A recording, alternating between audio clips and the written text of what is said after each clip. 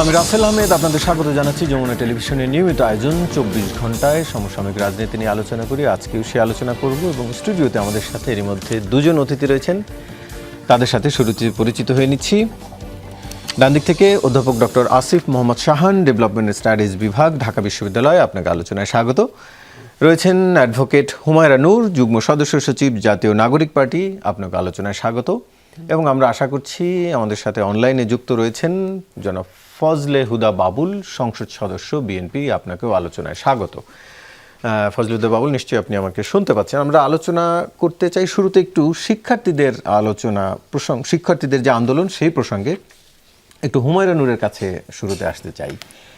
হুমায়রা নূর, একটু আপনার কাছ থেকে জানতে চাই, আমরা দেখলাম যে শিক্ষার্থীরা আজকে ফার্মের মুরগি বলায় তাদের বেশ ক্ষিপ্ত হলেন। এর আগে আমরা দেখলাম রাজাকার ইস্যু বলায় পুরো একটি সরকারকেই উৎখাত করে প্রশ্ন করতে করতে ওটাই মাথায় আসছিল। হ্যাঁ, তো জেনজিরা কি আসলে তাদের উপরে যে কোনো আঘাত করলে তারা খুব বেশি ক্ষিপ্ত হয়? যেহেতু জেনজিদের নিয়ে আপনি আন্দোলন করেছেন, মাঠে ছিলেন, তাদের ভাষাটা একটু জানতে চাই। অন্যান্য ইস্যুতে এতটা সরব হতে দেখা যায় না, যতটা তাদের উপরে সরাসরি কোনো আঘাত আসলে তারা যতটা ক্ষিপ্ত হন। ধন্যবাদ রাসেল ভাই আপনাকে, আমার সহ-আলোচক এবং অনলাইনে যুক্ত হয়েছেন বাবুল ভাই, এবং আজকে যারা আমাদের দেখছেন সবাইকে সালাম এবং শুভেচ্ছা জানিয়ে শুরু করছি। এই নতুন প্রজন্ম আর আমাদের প্রজন্মের মধ্যে পার্থক্য তো অবশ্যই আছে। আমরা আগে আমাদের যে যা বলতো, যে যেভাবে ভয় দেখাতো, আমরা কিন্তু ভয় পেয়ে চুপ হয়ে যেতাম। প্রতিবাদ হয়তো করেছি, কিন্তু একটা সময় গিয়ে পারিপার্শ্বিকতার চিন্তায় আমরা, আমার জেনারেশন, আমার পরের জেনারেশনের কথা বলছি না, আমরা ওই জেনারেশন, আমার জেনারেশনও এরকম অবস্থা তৈরি হয়ে গিয়েছিল যে রাজনীতিতে আগ্রহ হারিয়ে ফেলছিলাম। আমরা উই হেইট জেনারেশন, আমি যেই জেনারেশন, মিলেনিয়াল জেনারেশন, তারপরের যে জেনারেশন, এই জেনারেশনকে আপনি মুক্তিযুদ্ধের ইতিহাস এবং মুক্তিযুদ্ধের যেই বয়ান সেইটা তারা ধারণ করে না এমন না, কিন্তু স্পেসিফিক রাজনৈতিক নেতাদের যেই স্তুতি গাথা এত বেশি বেটে বেটে খাওয়ানো হয়েছে যে তারা আসলে এটা তাদের জন্য মানে এটা তারা নিতে পারে না। এত বেশি কোনো কিছুই অতিরিক্ত করা ভালো না। তো ছাত্রদের যেই টেন্ডেন্সি, জেনজির যে টেন্ডেন্সি, তারা আবার সব কিছু আপনি বলবেন আর এটা মেনে নিবে, বিশ্বাস করবে এমনও না। আমরা এই যে আপনি একটা কথা বললে এরা আবার গুগল করে, ওরা অনেক সেন্সিটিভ, এটাও সত্যি। যেমন আমার বাচ্চা যেমন কলেজে পড়ে, মাঝে মাঝে একটু মুড অফ থাকে, তা আমি যদি জিজ্ঞেস করি যে কি হয়েছে তোমার, বলবে আমার আই ফিল ক্র্যাঙ্কি। আমি বলছি হোয়াট ইজ দিস ক্র্যাঙ্কি, মানে ক্র্যাঙ্কি মানে কি? আমাদের জীবনে তো আমরা এগুলা জীবনেও বাপ মাকে বলতেও শুনি নাই, বলতে পারিও নাই, এটা আবার কি? বলে যে গুগল করো। হ্যাঁ, তো ওদের কথা হচ্ছে ওরা সেন্সিটিভ এবং ওরা রিজনেবলও। একদম যে আনরিজনেবল এরকম না, কারণ আনরিজনেবলি ওদেরকে আপনি কোনো কিছু চাপিয়ে দিতে পারবেন না। ওরা যখন জুলাই গণ অভ্যুত্থানের সময় এই কোটা আন্দোলনে সম্পৃক্ত হয়েছিল, রাজাকার যখন, মানে কে বলেছে সে স্বৈরাচার এই কথা বলে, যখন এই আজকের রাতের মতো আরেকটা রাতে যখন হলের তালা ভেঙে মেয়েরা নেমে এসেছিল, ছেলে মেয়েরা সবাই রাজপথে, তখন তারা কিন্তু ন্যায্য দাবির বিরুদ্ধে, আপনাকে অন্যায্য ট্যাগিং করার বিরুদ্ধে নেমেছে। সুতরাং আপনাকে এখন ওই জায়গাটা বুঝতে হবে যে এই জেনারেশন এই ট্যাগিংয়ের রাজনীতি আর পছন্দ করে না। অমুককে রাজাকার বলবেন, তমুককে ফার্মের মুরগি বলবেন, তাকে এই ট্যাগ দিবেন, তাকে সেই ট্যাগ দিবেন। এই ট্যাগিংয়ের রাজনীতি বা এই ট্যাগিং জিনিসটাই এই জেনারেশন পছন্দ করে না। এই জেনারেশন, আমি মনে করি, তারা আসলে সমাধানে বিশ্বাসী। কিন্তু আবার এই জেনারেশনকে আমরা তো দেখেছি শিক্ষামন্ত্রীর নকলের বিরুদ্ধে যে অভিযান, সেটি নিয়ে প্রচুর ট্রলেরও শিকার হয়েছেন শিক্ষামন্ত্রী, সেটাও তো এই জেনারেশনই করেছে। হ্যাঁ, হয়তো উনার মানে ধরেন নকল প্রতিরোধ অভিযান, এই জেনারেশনের এটাও আরেকটা জিনিস যে তারা শিক্ষা ব্যবস্থার পরিবর্তন চায়, তারা শিক্ষার মান উন্নয়ন চায়। এই জেনারেশন কিন্তু আসলে আমার ধারণা, আমি আমার নিজের বাচ্চাকে দিয়ে যেটা বুঝি, যে তারা কিন্তু ওই নকল, ওই পকেটে পকেটে করে নকল নিয়ে যাবে সেই জেনারেশন না।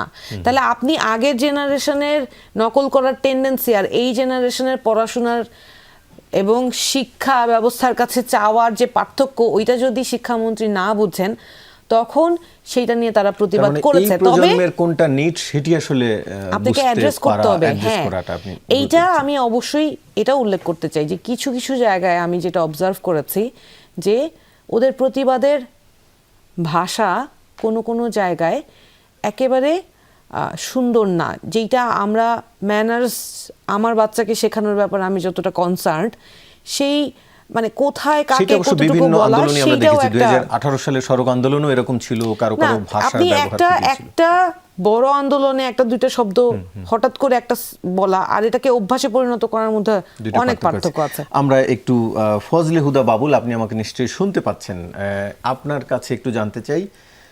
নিশ্চয়ই আপনি দিনভর শিক্ষার্থীদের আন্দোলন দেখেছেন বা খবর নিশ্চয়ই জেনেছেন। একটু আপনার কাছে জানতে চাচ্ছি, সংসদে আপনি এই খবরটি দেখেছেন কিনা? সংসদ ভবনের সামনে লাঠিপেটা করে শিক্ষার্থীদের ছত্রভঙ্গ করলো পুলিশ। এতে বেশ কয়েকজন শিক্ষার্থী আহত হয়েছেন। এছাড়া বিশ্ববিদ্যালয় এলাকায় ক্লাস 10-এর এক শিক্ষার্থী আন্দোলনে অংশ নিয়েছে বলে তাকে ভুয়া চিহ্নিত করতে বেশ মরিয়া ছিল ছাত্রদল। কয়েকটি গণমাধ্যমে সেরকমের ছবি এসছে। সে ক্লাস 10-এ থাকার পরও কেন এই আন্দোলনে অংশ নিল এবং সেটি নিয়ে তাকে বেশ চার্জ করা হচ্ছিল ছাত্রদল। একটু দুটি বিষয় আপনার কাছে, যে ক্ষমতাসীনদের কাছে আইন প্রয়োগের ভাষা সব আমলেই কি একই রকম হয় কিনা, সংসদের সামনের যে লাঠিপেটা।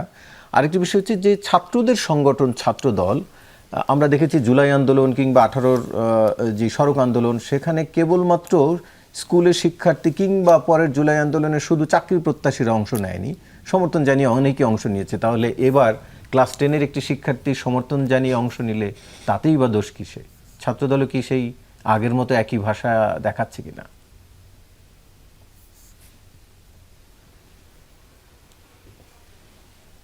প্রথম মিউট করা কি? ধন্যবাদ। হুমায়রা আছেন, আরেকজন কে আছেন আমি জানি না, তাকেও শুভেচ্ছা। জি, আমাদের সাথে দেখুন, জনাব আসিফ শাহান আছেন, অধ্যাপক আসিফ শাহান। জি, ওকে।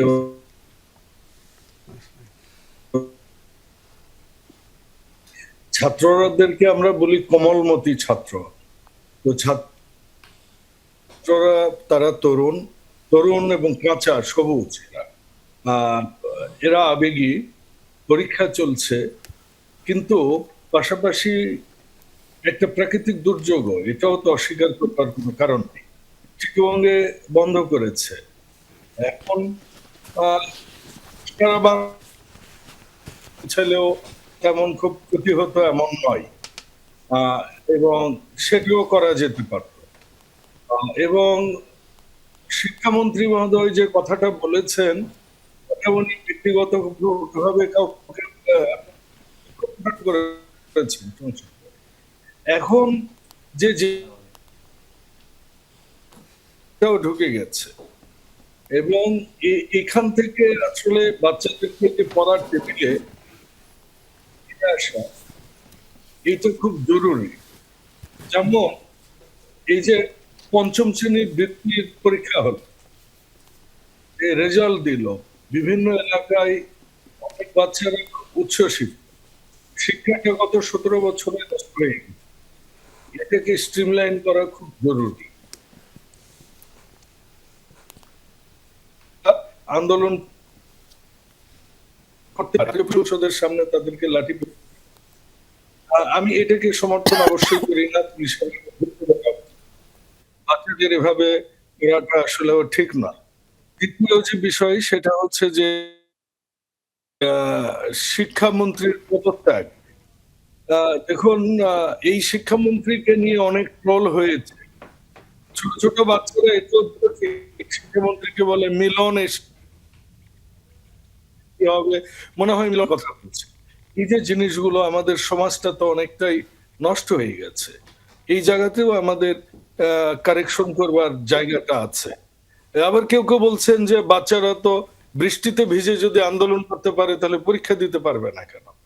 এই যে এই জিনিসগুলো, এগুলো থেকে আমাদের সবার বের হয়ে এসে বাচ্চারাও যেন লেখাপড়ায় মনোযোগ দেয়, পরীক্ষাটাও যেন প্রাকৃতিক দুর্যোগ হলে সেখানে বাচ্চাদের, বৃষ্টিতে ডুবে একটা বাচ্চা কোমর পরিমাণ পানি পার হয়ে একটা বাচ্চা পরীক্ষা দিতে যাবে, এটাকেও আসলে মানা যায় না। চিটাগংয়ে যেমন এটা চেঞ্জ করেছে, আমার মনে হয় এটা সারা বাংলাদেশে কনসিডার করা উচিত। আবহাওয়া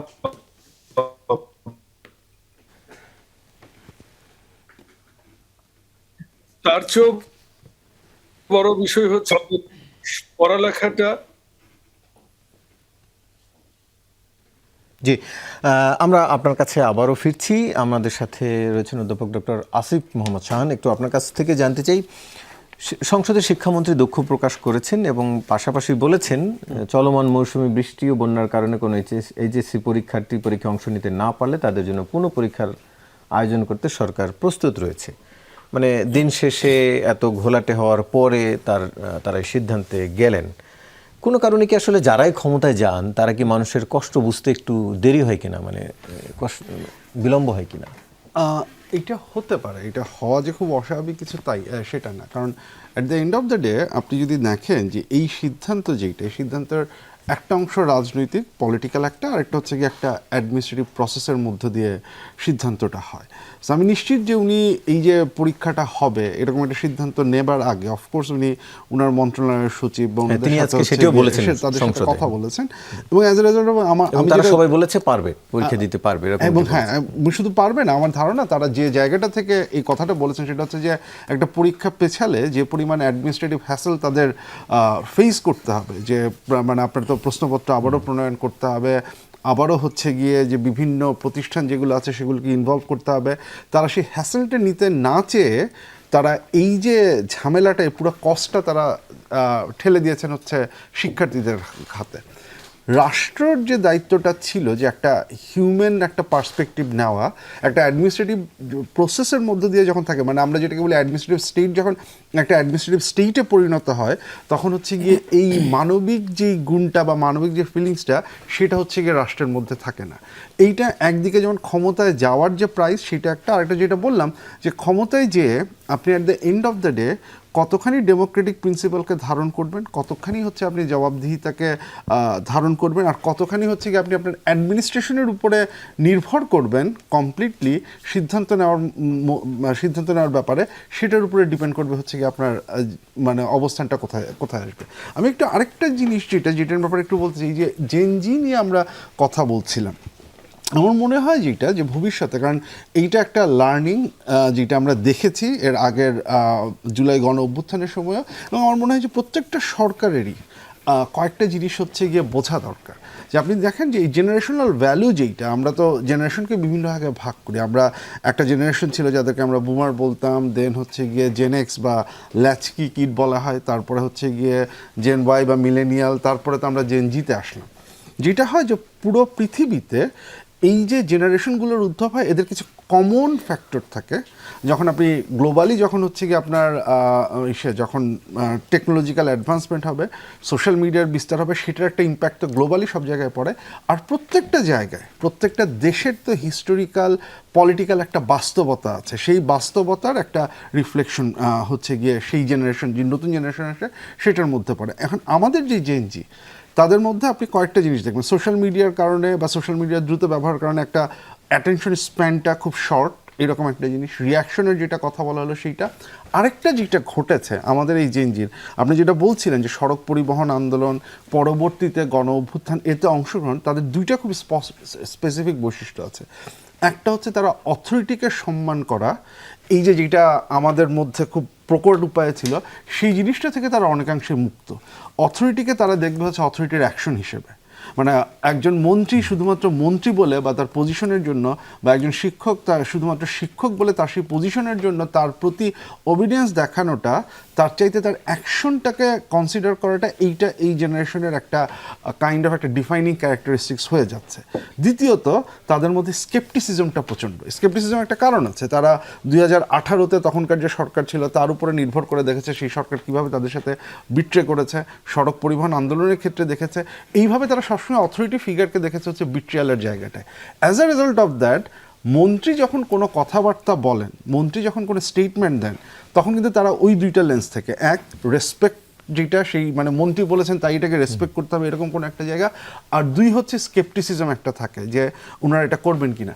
সেই জায়গাটা এসে যখন হচ্ছে কি আপনি ফার্মের মুরগির মতো শব্দ ব্যবহার করবেন, যখন হচ্ছে কি আপনি এই জেনারেশন বুঝতে পারছে যে তার যে ক্রাইসিসটা সেটাকে আপনি রিয়েলাইজ করতে পারছেন না, তখন তার একটা দ্রুত রিয়াকশন, যেটা আমরা যে বললাম যে রিয়াকশনারি, এই তিনটা বৈশিষ্ট্য একসাথে হচ্ছে গিয়ে কাজ করছে।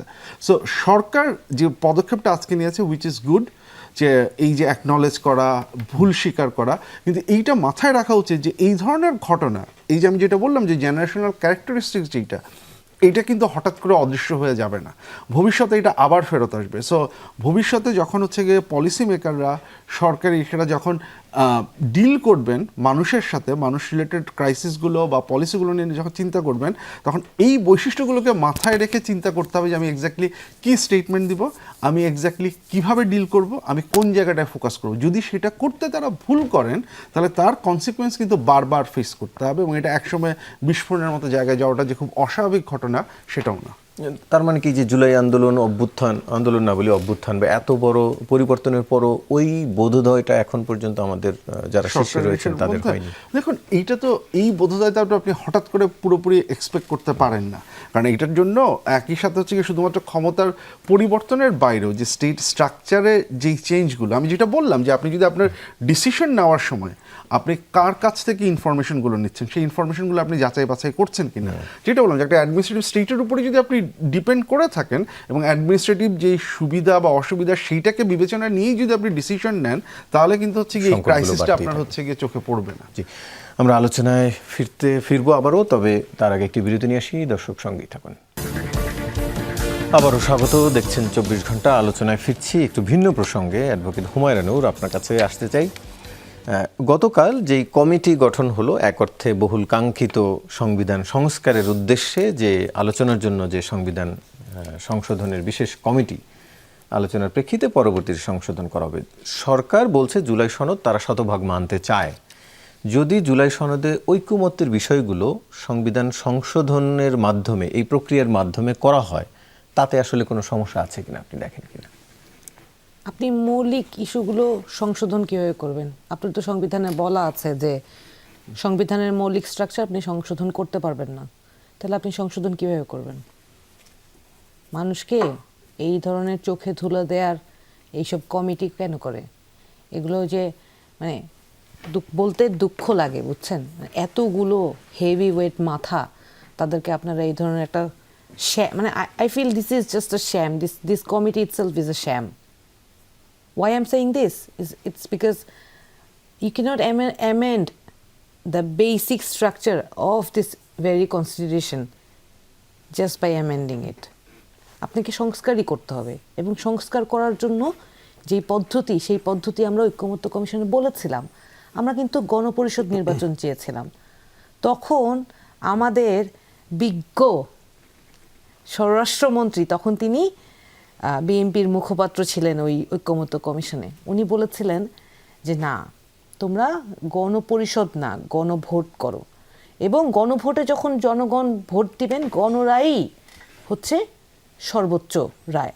এবং মির্জা ফখরুল ইসলাম আলমগীরও একই কথা বলেছিলেন। আমাদেরকে কনভিন্স করার জন্য অনেক বিজ্ঞ মানুষরাও ছিলেন সেখানে, যে না, তোমরা দেখো বিএনপি কিন্তু এটাতে রাজিই হচ্ছিল না, এখন বিএনপি যেহেতু গণভোট পর্যন্ত রাজি হয়েছে, সামনেরটুকুও তারা সুন্দরভাবেই রাজি হবে, তোমরা রাজি হয়ে যাও। আমরা কিন্তু সবাইকে বিশ্বাস করেছি, এবং বিশ্বাস করে আমরা গণপরিষদ নির্বাচন না করে গণভোটে রাজি হয়েছি।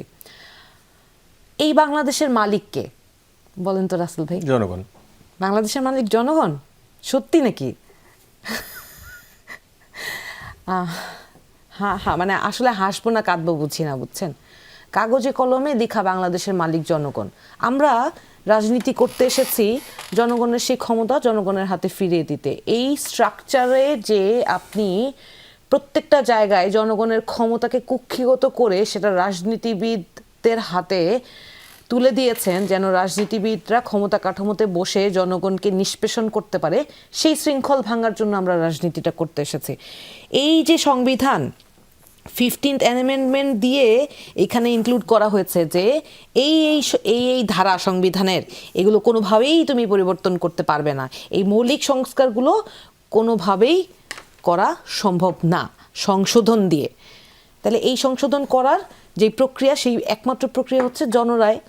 এখন আপনি দেখেন গণভোটের প্রথম প্রশ্নটা কি, আমি আপনাকে স্পষ্ট করে পড়ে শোনাই। হ্যাঁ, তিনটি প্রশ্ন। গতকালকে স্বরাষ্ট্রমন্ত্রী পার্লামেন্টে দাঁড়িয়ে বললেন রাষ্ট্রপতির কোনো আদেশ দেওয়ার কোনো এখতিয়ার নাই। তাহলে আপনাকে যে যে নির্বাচনটা হলো, এই নির্বাচনটা কিসের আন্ডারে হইলো?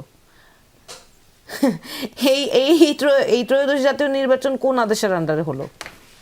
তাহলে আপনি তো নিজের লেজিটিমেসি কোশ্চেন করে ফেলছেন। আপনার এই আপনি গণভোটে রাজি হয়েছেন, গণভোটের প্রথম প্রশ্ন ধরেন আপনার পছন্দ হয় নাই, বিএনপির কারো পছন্দ হয় নাই এই গণভোটের প্রশ্ন, কিন্তু খুদ প্রধানমন্ত্রী কিন্তু গণভোটে হ্যাঁ দিতে বলেছেন। তাহলে উনার বিচক্ষণতাকে আমি সম্মান করতে পারছি না।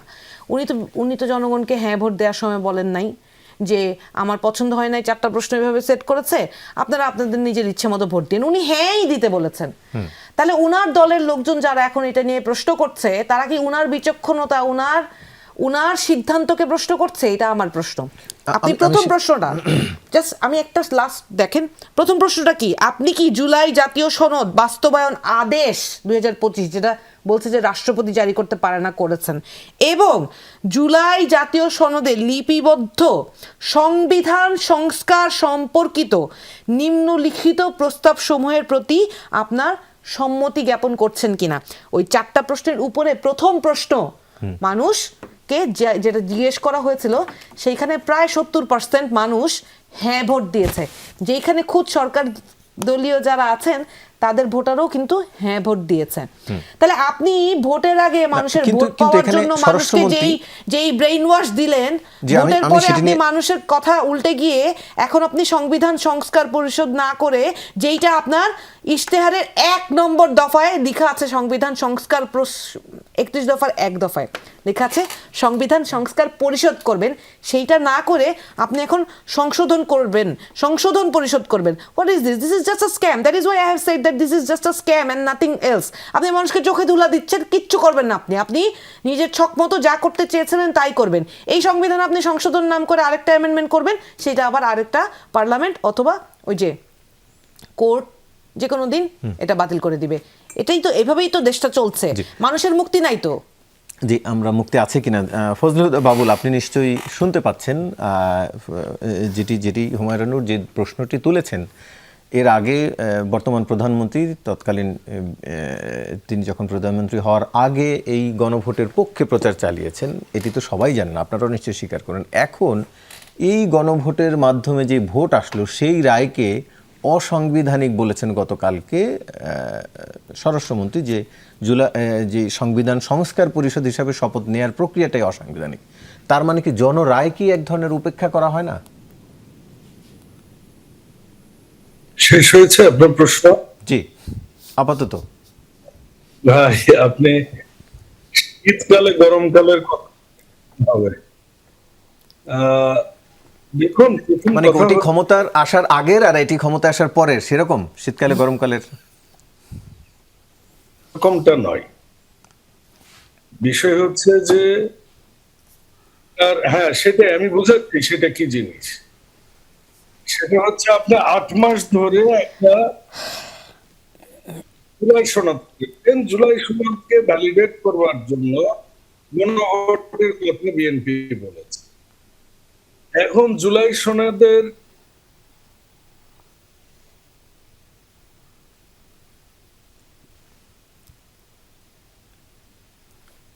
এইটা বিগত এই কি বলবো 2 বছর যাবত একই কথা। আপনার রাস্তা সংস্কার করতে হবে। রাস্তা সংস্কার করতে হলে কি করতে হবে? রাস্তা খুঁড়তে হবে, রাস্তা ইট বিছাইতে হবে, পিচ ঢালতে হবে, তাই তো? সেটাই তো সংবিধান সংস্কার করতে হবে। সংস্কার করতে গেলে সংবিধানের এই ধারা সংশোধন করতে হবে, এই ধারা সংশোধন করতে হবে, ওই ধারা সংশোধন করতে হবে। সেটার জন্য তো কমিটি করা হচ্ছে যে সংবিধান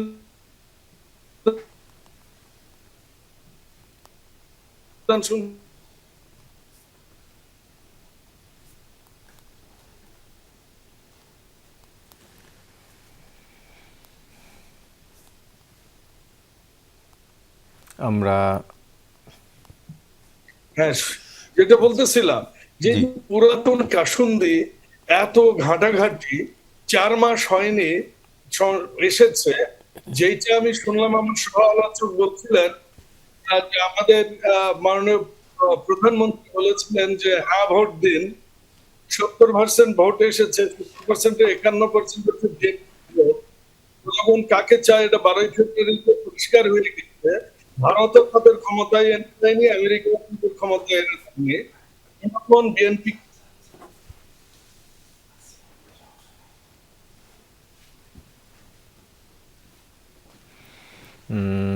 সম্ভবত আমরা আবারও সংযুক্তি সেই গণভোটের 4 নাম্বার পয়েন্টে ছিল অপরাপর রাজনৈতিক দলগুলো তাদের নির্বাচনী ইস্তেহার অনুযায়ী নিবেন। রাষ্ট্রমন্ত্রী যেটা বলেছেন সেটা উনি সঠিক বলেছেন, কারণ এই 4 নাম্বার ধারাটা দেয়াতে আমার মনে হয়েছে গণভোটের ভ্যালিডেশন কিভাবে হয়েছে, এই 4 নাম্বার ধারাটা ওইভাবেই ভ্যালিডেট। না, কিন্তু ফজলে Second আবুল প্রথম দৃষ্টিতে আমি শেষ কোশ্চেনের করি। পরে অপরাপরের বলা হয়েছে। জি, সেইটাই। মানে সেটাই প্রথম বলা হচ্ছে। প্রথম 3টি প্রশ্ন বাদে মানে অন্যান্য যে সিদ্ধান্ত সেগুলো রাজনৈতিক দলগুলোর যে ঐকমত্য কমিশনের যে জুলাই সনদ সেখানে যে যে নিজস্ব মতামত রয়েছে সেই আলোকে বিজয়ী দল করবে, সেটি তো অন্যান্য প্রশ্নের বেলায়, উপরের 3টির বেলায় তো নয়।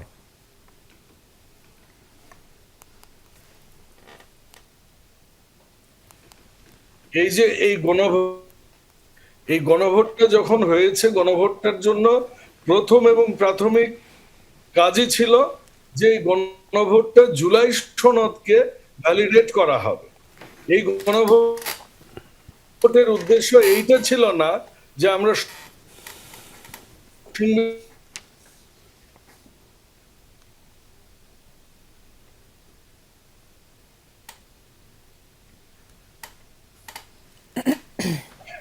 সেই সময়ের অন্তর্বর্তীকালীন সরকার এবং এনসিপি এবং জামাত এই দেশের স্বাধীনতা সার্বভৌমত্বের বিরুদ্ধে যে খেলায় মেতেছিলেন সেটাতে তারা সাকসেস হয়নি।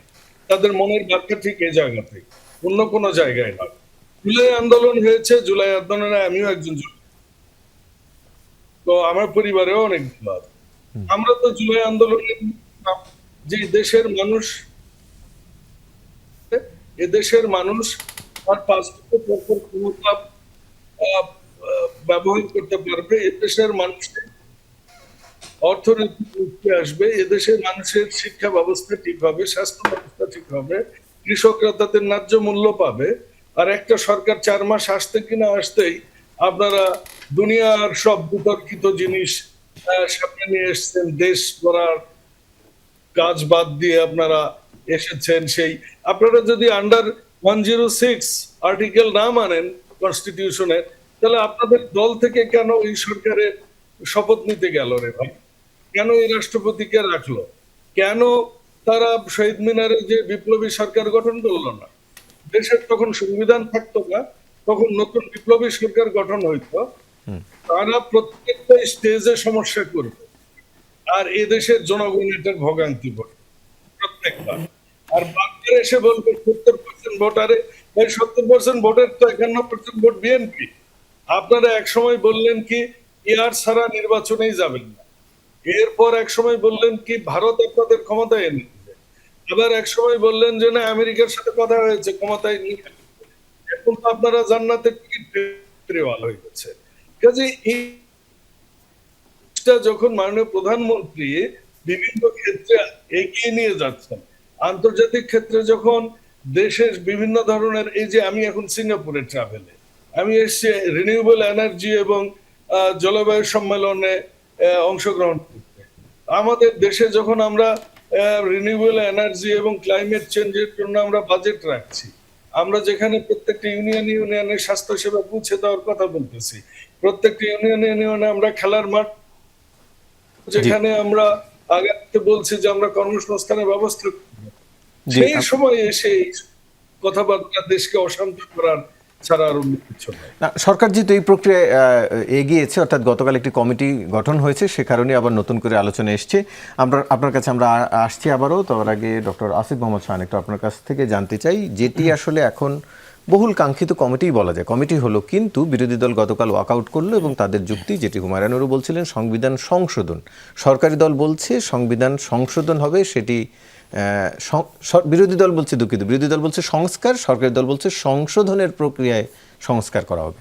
শব্দগত পার্থক্য ছাড়া যদি জুলাই সনদের ঐকমত্যের বিষয়গুলো মেনে নেয় এই বিএনপি সরকার, তাতে কোনো আপনি সমস্যা দেখেন কিনা? একটা বড় সমস্যা তো থেকেই যাচ্ছে, যে কথাটা অ্যাডভোকেট হুমায়ুনুর বললেন, ইটস এ বেসিক প্রবলেম। আমি একটু স্পষ্ট করি। আপনাদের যদি অষ্টম সংশোধনীর কথা মনে থাকে, অষ্টম সংশোধনীতে হাইকোর্টের বেঞ্চের ডিসেন্ট্রালাইজেশনের একটা অ্যাটেম্প্ট তো নেওয়া হয়েছিল পার্লামেন্টের মাধ্যমে। সুপ্রিম কোর্ট তখন গিয়ে সেই ডিসিশনটাকে বাতিল করেছিল, কারণ বলেছিল আপনি যদি কনস্টিটিউশন দেখেন তাহলে সেখানে ইউনিটারি সুপ্রিম কোর্টের বলা আছে, সো সেটাকে ডিসেন্ট্রালাইজ করা যাবে না, সেটা বেসিক স্ট্রাকচারটাকে ভায়োলেট করে। As a result of that basic structure ডক্ট্রিনটাকে এটা ভায়োলেট করতেছে, as a result of that সেটাকে আপনি রিজেক্ট করে দিচ্ছেন। তার মানে পার্লামেন্টের এসেনশিয়ালি যেটা বলা হচ্ছে, পার্লামেন্টের সকল ক্ষমতা, এত বেশি ক্ষমতা নাই। 142-এ আমাদের কনস্টিটিউশনে যেটা আছে সেটা অর্ডিনারি অ্যামেন্ডমেন্টের জন্য, কিন্তু পার্লামেন্ট এমন অ্যামেন্ডমেন্ট করতে পারবে না যেটা বেসিক স্ট্রাকচার ডক্ট্রিনকে ভায়োলেট করে। এখন আসেন, আপনি বর্তমানে যে কনস্টিটিউশন আছে সেইটার দিকে যদি গিয়ে তাকান, আমরা তো অলরেডি জুলাই চার্টারে আবারও গিয়ে হাইকোর্টের বেঞ্চ একাধিক বিভাগে স্থাপন করার একটা ডিসিশন হয়েছে। আমার যতটুকু মনে পড়ছে বিএনপি সেটাতে আপত্তি জানায়নি। এখন কি তাহলে যদি আমরা যে সংবিধান সংশোধন কমিটির মাধ্যমে করছি, এই সংবিধান সংশোধন committee at the end of the day সেটা তো পার্লামেন্টারি একটা কমিটি, পার্লামেন্টারি কমিটির হাতে সে ক্ষমতা দেওয়া আছে, তাহলে তার তো কনস্টিটিউয়েন্ট পাওয়ার নাই। তার যেটা আছে সেটা এই অর্ডিনারি অ্যামেন্ডমেন্ট করার ক্ষমতা। তাহলে সে তো আবারও তাহলে আইদার বিএনপিকে তার যে জুলাই চার্টারে সে যে কমিটমেন্ট করেছে সেটাকে ভায়োলেট করতে হবে, কারণ এইটা তার পক্ষে করা সম্ভব না, অথবা সে যদি এটা করে তাহলে আবারও ভবিষ্যতে এটা কোর্টে চ্যালেঞ্জ হওয়ার সম্ভাবনা থাকবে। শুধু এইটাই না, আপনি যদি দেখেন আমাদের কনস্টিটিউশনে বলা আছে যে there will be a parliament, একটা পার্লামেন্ট, আবারও ইউনিটারি সাথে, এবং সেটাকে বলা হবে the house of the nation. তার মানে দ্বিকক্ষ বিশিষ্ট কোনো কিছুর উপায় আমাদের কনস্টিটিউশনে নেই। তাহলে এখন বিএনপি কি করবে? বিএনপি তো অ্যাটলিস্ট প্রক্রিয়া নিয়ে তার আপত্তি থাকতে পারে, সে প্রপোর্শনাল রিপ্রেজেন্টেশন যাবে কি যাবে না এটা নিয়ে তার আপত্তি থাকতে পারে, সে তো দ্বিকক্ষ বিশিষ্ট চায়। তাহলে দ্বিকক্ষ বিশিষ্ট একটা পার্লামেন্ট যদি সে করে, তাহলে আবারও কি বেসিক স্ট্রাকচার ডক্ট্রিনটাকে সে ভায়োলেট করতেছে কিনা, এবং যদি সেটা ভায়োলেশন হয় তাহলে আবারও তো সেটা কোর্টে চ্যালেঞ্জ হবে, আবারও সেটা বাতিল হবে। যদি হয় তাহলে এই যে সংবিধান সংশোধন কমিটির মাধ্যমে আপনি পার্লামেন্টের এই অর্ডিনারি অ্যামেন্ডমেন্ট করার যে ক্ষমতা সেটা ব্যবহার করে যেটা করছেন, সেটা তো কোনো সাস্টেনেবল সলিউশনে যাচ্ছে না, বরং সেটা আরও ক্রাইসিসের তৈরি করছে। একটা খুব ইম্পর্ট্যান্ট ব্যাপার, আমি জানি না বিএনপির যারা আছেন এবং অন্যান্য আরও যারা আছেন তারা তত্ত্বাবধায়ক সরকার সংক্রান্ত সুপ্রিম কোর্ট যে রায়টা পাবলিশ করেছে সেই রায়টা দেখেছেন কিনা। দ্যাট রায় ইজ ভেরি ভেরি ইম্পর্ট্যান্ট, এবং আমার মনে হয় যে এই রেফারেন্ডাম এবং এই যে সংবিধান সংশোধন কমিটি এই সংক্রান্ত আলোচনা যদি শেষ পর্যন্ত অ্যাপিলেট ডিভিশনে যায়, তাহলে রায় কি হতে পারে তার একটা ইন্ডিকেশন এই জাজমেন্টে আছে। This very important. এই জাজমেন্টে একটা কথা বলা হয়েছে যে বেসিক স্ট্রাকচার ডক্ট্রিনকে একটা পার্লামেন্ট শুধুমাত্র তখনই এটাকে ইসে করতে পারে যদি যে চেঞ্জটা আনা হচ্ছে সেটা at the end of the day basic স্ট্রাকচারটাকে স্ট্রেংথেন করে। তার মানে আমি কেয়ারটেকার গভর্নমেন্ট এস্টাবলিশ করে আমি আসলে গিয়ে বেসিক স্ট্রাকচার ডক্ট্রিনকে ভায়োলেট করিনি, কারণ আমি তত্ত্বাবধায়ক সরকার তৈরি করার মাধ্যমে গণতন্ত্রকে সুসংহত করেছি। শুধুমাত্র এই একটা গ্রাউন্ডে আপনি এমন অ্যামেন্ডমেন্ট নিতে পারেন। একই সাথে এখানে খুব স্পষ্টভাবে বলা আছে যে আপনার কনস্টিটিউয়েন্ট পাওয়ার এবং পপুলার সোভারেনিটির যে আলাপ আলোচনাটা এখানে করা আছে, সেখানে এই ক্ষমতাটা দেওয়া হয়েছে সিটিজেনকে, এবং বলা হয়েছে পিপলের যে ক্ষমতা, পিপলের যে সোভারেন ক্ষমতা, সেটা তার ইনহেরেন্ট রেজিডুয়াল পাওয়ার। পার্লামেন্টকে সে যেটা দিচ্ছে, পার্লামেন্টকে আসলে সে ট্রাস্টি হিসেবে নিয়োগ করতেছে তার যে ইচ্ছা সেটা বাস্তবায়ন করার জন্য। এখন দেখেন দুটো প্রশ্ন। নাম্বার 1, রেফারেন্ডাম কি জনগণের ইচ্ছার বহিঃপ্রকাশ কিনা? যদি উত্তর হ্যাঁ হয় তাহলে ইয়েস, জনগণ বিএনপিকে নির্বাচিত করেছে, কিন্তু একই সাথে বিএনপিকে নির্বাচিত করেছে ট্রাস্টি হিসেবে, তাকে সে দায়িত্ব দিয়েছে রেফারেন্ডামটাকে বাস্তবায়ন করার জন্য। তার মানে ইনহেরেন্ট যে কনস্টিটিউয়েন্ট পাওয়ার সেইটা রেফারেন্ডামের ইউজের মাধ্যমে এসে করা হয়েছে। দ্বিতীয় যে পয়েন্টটা, এই জাজমেন্টে যেটা আছে, if there is a political consensus এবং সেইটা এরকম একটা কনস্টিটিউশনাল ক্রাইসিসকে দূর করার জন্য দরকার হয়ে পড়ে, তাহলে হচ্ছে গিয়ে পিপলের যে ওপিনিয়ন সেইটা হচ্ছে আপনার সবচেয়ে বেশি গুরুত্ব পাবে। এগেইন রেফারেন্ডাম হবে এই ব্যাপারে কি আমাদের একটা ন্যাশনাল কনসেনসাস ছিল? যদি উত্তর হ্যাঁ হয়, তাহলে একই সাথে আমরা সিটিজেনের যে পপুলার সোভারেনিটি সেটাকে আমরা মেনে নিচ্ছি। যদি তাই হয়, তাহলে কিন্তু ভবিষ্যতে এই সংবিধান সংশোধন কমিটি সংক্রান্ত কোনো কিছু যদি কোর্টে যায়, আমি ঠিক জানি না, কারণ উনি তাহলে আইনজ্ঞ, আবার উনি আরো ভিন্ন। ভালো মতো বলতে পারবেন। কিন্তু আমার কাছে মনে হচ্ছে এই রায়তে তার একটা ইন্ডিকেশন আছে, সেইটার কি রায়টা হতে কিরকম পারে। হতে পারে। কিন্তু প্রক্রিয়াগত যে এখনকার যে প্রক্রিয়া, সেটি নিয়ে একটি প্রশ্ন তুলেছেন ফজলুদা বাবুল। গতকাল স্বরাষ্ট্রমন্ত্রী বলেছেন, সেটি নিয়ে আমি একটু জানতে চাইবো। তার আগে একটি বিরতি নিয়ে আসি। দর্শক সঙ্গে থাকুন। আবারও স্বাগত, দেখছেন 24 ঘন্টা। আলোচনায় ফিরছি। হুমায়রা নূর, আপনার কাছে আসতে চাই, যেটি ফজলুদা বাবুল বলেন এবং গতকাল স্বরাষ্ট্রমন্ত্রীও বলেছেন, এখন পর্যন্ত সরকার পরিচালিত হচ্ছে সংবিধান মেনে, এমনকি রাষ্ট্রপতির বক্তব্যের উপরও আলোচনা হয়েছে, সরকারি দল বিরোধী দল আলোচনায় অংশ নিয়েছে। তাহলে সাংবিধানিক প্রক্রিয়ায় যেহেতু এই সংস্কার পরিষদের বিধানটি নেই, সেটি যুক্ত করতে হলেও আবার একটি সংবিধান সংশোধনের মাধ্যমে করতে হবে, এমনটি বলছেন স্বরাষ্ট্রমন্ত্রী। আসলে সত্যি কথা হচ্ছে, অভ্যুত্থানের পর থেকে এখন পর্যন্ত বাংলাদেশটা কোনো আসলে সাংবিধানিক উপায়ে চলছে না, চলছে স্বরাষ্ট্রমন্ত্রী জনাব সালাউদ্দিন আহমেদ উনার বুদ্ধিতে। অভ্যুত্থানের অন্তর্বর্তীকালীন পরপর সরকার ক্ষমতায় ছিল, তখন বলছি, কি তার অন্তর্বর্তীকালীন সরকার গঠনের বিষয়ে যে 106 আন্ডারে যে একটা সাজেশন নিতে হবে সুপ্রিম কোর্ট থেকে, এবং সেই সাজেশনের বেসিসে যে ইন্টারিম গভর্নমেন্ট ফর্ম হলো, সেই বুদ্ধিটা তো বিএনপি দিয়েছে। আমরা তো একটা জাতীয় সরকার বা বিপ্লবী সরকার গঠন করতে চেয়েছিলাম, সেইখানে সেই চিন্তায়, সেই প্রসেসে বাধা দিল কারা? সেই কনসেপ্ট থেকে বেরোয় আসে সংবিধানের ধারক বাহক যারা, তারা সংবিধানকে ধারণ করবেন, কন্টিনিউয়েশন রাখবেন, সেই প্রস্তাবনা, সেই ছকগুলো তো এই বিএনপিরই করা। উনারা এক্সপিরিয়েন্স রাজনৈতিক দল, উনাদের প্রস্তাবনা আমরা তখন মেনে নিয়ে বিশ্বাস করে যেই শপথ রাষ্ট্রপতির কাছে নিয়েছিলেন, এখন তো খোটা দেয়। নাহিদ ইসলাম কিন্তু সংসদে দাঁড়িয়ে বলেছেন যে ওই সময়ের পরিস্থিতি আর এখনকার পরিস্থিতি কি এক? আপনি ওই সময়ের পরিস্থিতির সাথে এখনকার পরিস্থিতি মিলিয়ে আপনি যদি ওই উদাহরণ বারবার টেনে আনেন, মানুষ কিন্তু খুঁড়ে খুঁড়ে আপনার প্রতারণাগুলো চোখে আঙ্গুল দিয়ে ধরিয়ে দিবে। আপনি দেখেন, যেই প্রশ্ন আপনি করছেন যে সাংবিধানিক ধারাবাহিকতা ধরে রাখতে গিয়ে আপনি এটা করতে পারেন না, সংস্কার করতে হলে আপনাকে এই সংবিধানের মধ্যে করতে পারবেন না, সেটাও পরিবর্তন করে করতে হবে। ভাই, আপনি নিজের মুখে বলছেন যে গণরাই হচ্ছে প্রধান, জনগণের এই সংবিধান কাদের জন্য? জনগণের জন্যই তো, জনগণের অধিকার রক্ষার জন্যই তো সংবিধান। সংবিধানের পরিবর্তনের জন্য যেইটা প্রসেস, সেটা কি? গণ অভিপ্রায়ের ভিত্তিতেই তো সংবিধান পরিবর্তিত হবে। সেই কথাটা কে বলেছে? আমি বলেছিলাম ঐক্যমত্য কমিশনে। এই কথাটা তো খুদ বিএনপির হর্তাকর্তা, সমস্ত বুদ্ধির ভান্ডার জনাব সালাউদ্দিন আহমেদ বলেছিলেন। তাহলে উনি তখন মানুষকে এক কথা বলেছেন, এখন আরেক কথা বলছেন। দুইটা কথা আমার না বললেই না। বাবুল ভাই বললেন যে 51% উনাদের ভোটার আর হচ্ছে 70% হচ্ছে গণভোটের ভোটার, বাকি ভোটাররা তো উনাদেরই ভোটার। তাহলে কি আপনাদের ভোটাররা কি মানে মুড সুইং হয় আপনাদের যখন যেটা, বা হচ্ছে বুদ্ধি মানে নিজেদের সরকার নিয়ে, যেটি আপনিও বলেছিলেন, এর আগে এনসিপির অন্যান্য নেতারাও বলেছে যে বিএনপি তখন এটি বাধা দিয়েছিল, বিএনপি চায় না, এবং যেহেতু এনসিপি সহ সবাই চেয়েছিল সব বিএনপিকে নিয়ে একটি রাজনৈতিক প্ল্যাটফর্ম করার জন্য, অর্থাৎ সামনের দিনগুলো আগানোর জন্য। তার মানে কি যে বিএনপি আসলে এক ধরনের রাজনৈতিক দলগুলোর সাথেও যে পারস্পরিক শ্রদ্ধা সেটি রাখেনি, বা এক ধরনের প্রতারণা করেছে?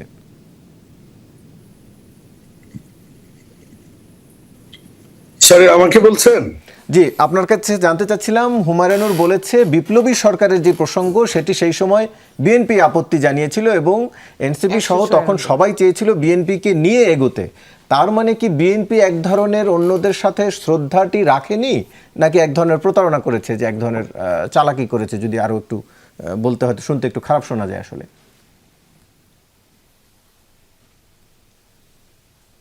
এখানে আমি একটা লাইন আরো অ্যাড করতে চাই। ফজলুদা বাবুল, আমাদের সময় নেই একেবারে।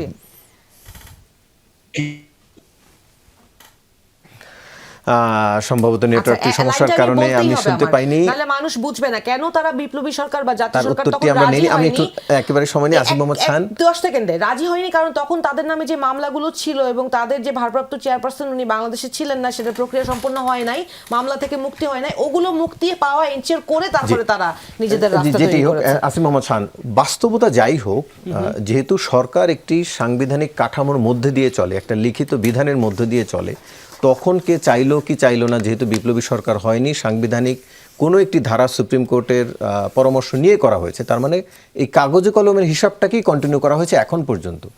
এখন কি আসলে এর বাইরে কি যাওয়ার সুযোগ আছে? এটার খুব সুন্দর উত্তর আমি যেটা বললাম, যে জাজমেন্টটা দেওয়া হয়েছে সেখানে আছে, সেখানে বলা হয়েছে যে এসেনশিয়ালি কনস্টিটিউশন বা স্টেটের বিষয়ে এটা কোনো স্ট্যাটিক ল না, এটা একটা লিভিং ডকুমেন্ট। এবং এইটাকে হচ্ছে গিয়ে একদম, এবং যেই সমালোচনাটা ওনারা ত্রয়োদশ অ্যামেন্ডমেন্ট বাতিলের যে সিদ্ধান্তটা হয়েছিল ইনিশিয়ালি, সেটা করেছেন, যে সেটা হচ্ছে যে রায়টা তখন হয়েছিল সেটাকে হচ্ছে একদম স্ট্যাটিক একটা রিডিং করা হয়েছে, যেই পলিটিক্যাল রিয়েলিটি, যেই বাস্তবতা, যে ইভলিউশন হয়েছে সেটাকে চিন্তাভাবনা না করে করা হয়েছে। অ্যাট দ্য সেম টাইম একইভাবে এই যে সিচুয়েশনটা বা পলিটিক্যাল রিয়েলিটিটা, এই পুরো জিনিসটা তো হচ্ছে কি কোনো স্ট্যাটিক একটা জায়গায় চলে না, নাম্বার ওয়ান।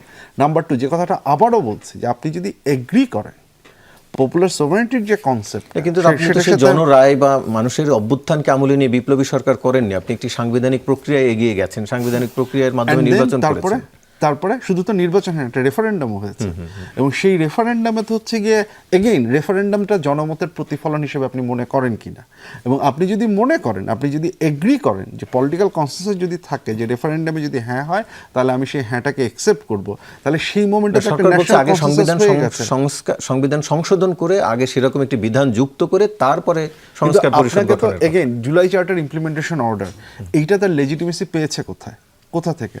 লেজিসলেশন পেয়েছে তো গণ অভ্যুত্থান থেকে, এবং সেই অর্ডারে তো খুব স্পষ্টভাবে একটা কনস্টিটিউয়েন্ট অ্যাসেম্বলি তৈরি করার কথা বলা হয়েছে। তো আপনি যদি সেটার সাথে এগ্রি করেন, আপনি যদি মনে করেন যে পিপলের সোভারেন উইলের রিফ্লেকশন রেফারেন্ডামের মাধ্যমে হয়েছে, তাহলে সেইটাকে নিয়ে তো হচ্ছে কি আর খুব বেশি ঘোরানোর কোনো সুযোগ নেই। আপনাদের তিনজনকে আলোচনা অংশ নেওয়ার জন্য ধন্যবাদ। দর্শক, এই ছিল আজকের 24 ঘন্টার আয়োজন, সাথে থাকার জন্য ধন্যবাদ সবাই।